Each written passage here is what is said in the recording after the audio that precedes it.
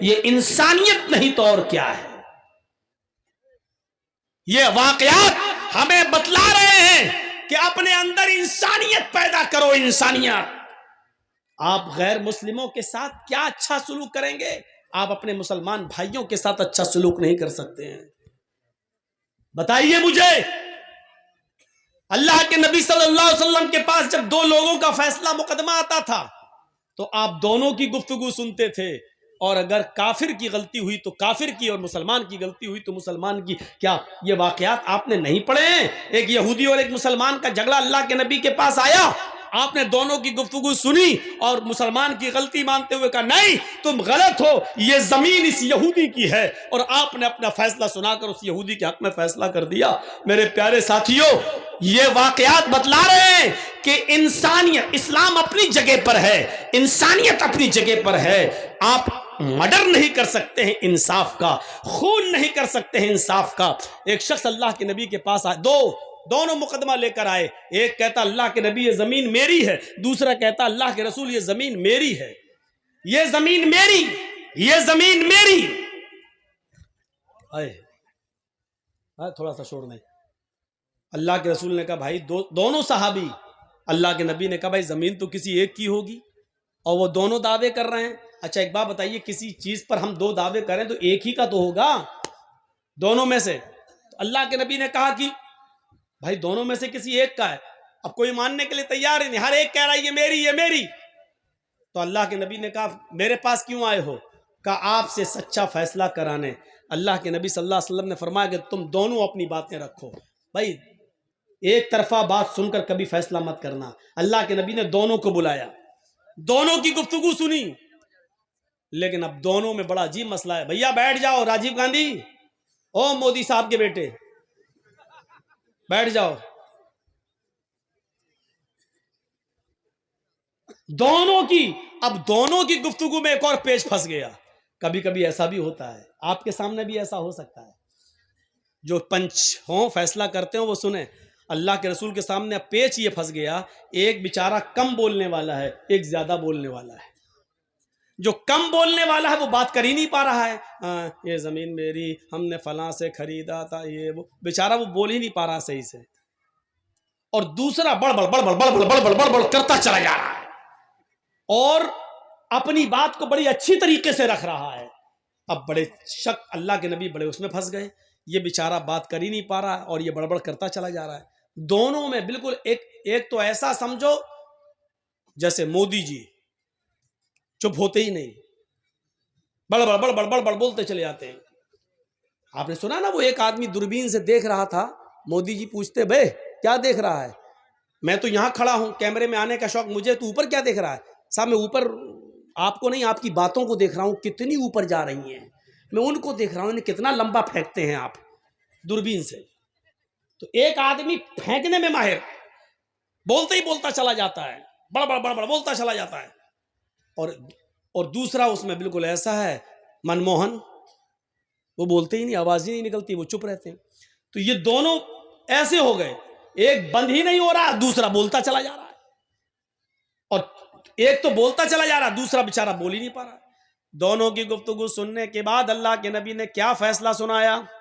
سنو، تم نے اپنی بات اچھی طریقے سے پیش کی، تم اپنی بات اچھی طریقے سے پیش نہیں کر سکے، لیکن فیصلہ سنیے کیا کہا؟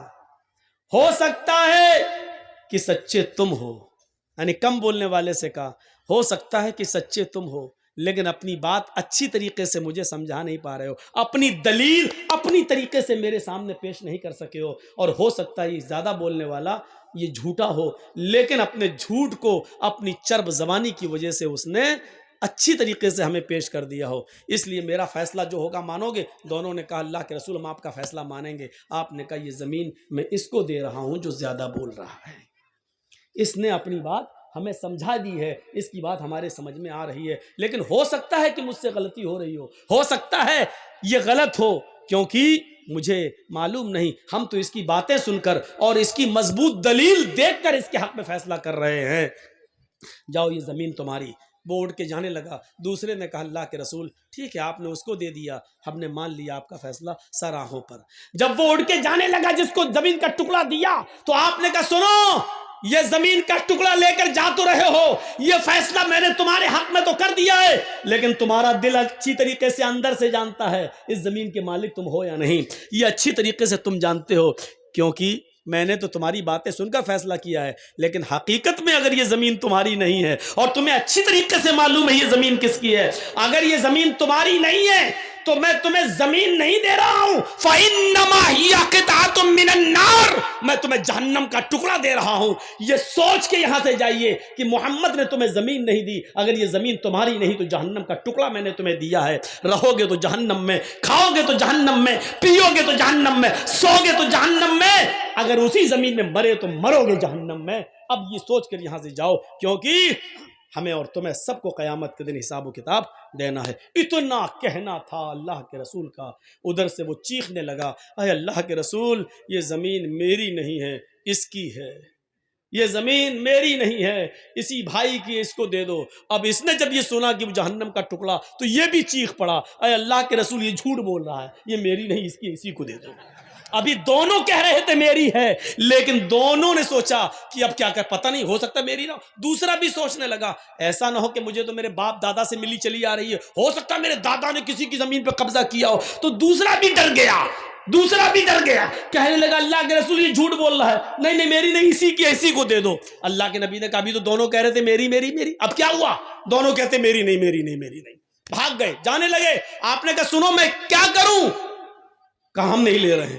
دونوں نے مل کر وہ زمین اللہ کے رسول صلی اللہ علیہ وسلم کو دے دی کہ اللہ کے رسول ٹھیک ہے ہم دونوں مل کر آپ کو دے رہے ہیں, آپ اسلام کے کام میں لے آئیے. آج تک پتہ نہیں چل سکا کہ اس زمین کا اصلی مالک کون تھا, لیکن دونوں نے وہ زمین محمد رسول اللہ کو, ایک ایک انچ زمین پر اپنے بھائیوں سے لڑنے والوں, جھگڑنے والوں, زندگی بھر کے لیے رشتے اور ناطے توڑنے والوں, سوچو. اور دوسروں کی زمین پہ قبضہ اگر تم نے کیا ہے, چاہے ایک بالشتی کیا ہو, آپ کا دل جانتا ہے کہ آپ نے جائز طریقے سے لی کہ ناجائز طریقے سے. اگر وہ ناجائز طریقے سے لی ہے تو آپ جہنم میں رہ رہے ہو, اتنا یاد رکھنا. وہ جہنم کا ٹکڑا ہے, جنت نہیں ہے. وہ جہنم کا ٹکڑا ہے جو 7 زمینوں کا طوق بنا کر تمہارے گلے میں قیامت کے دن ڈالا جائے گا. اور اس حدیث سے یہ بھی پتا چلا کہ پنچایت میں فیصلہ کیسا ہوتا تھا. دلیلیں دونوں طرف سے سنی جاتی تھیں, اور دونوں طرف سے سننے کے بعد فیصلہ دلیلوں کی بنیاد پر کیا جاتا تھا. کیا پنچایتوں میں آج ایسا فیصلہ ہو رہا ہے؟ دونوں طرف سے بات سن کر کیا عدل و انصاف کی روشنی میں, دلیلوں کی روشنی میں کیا فیصلہ ہوتا ہے؟ Suppose that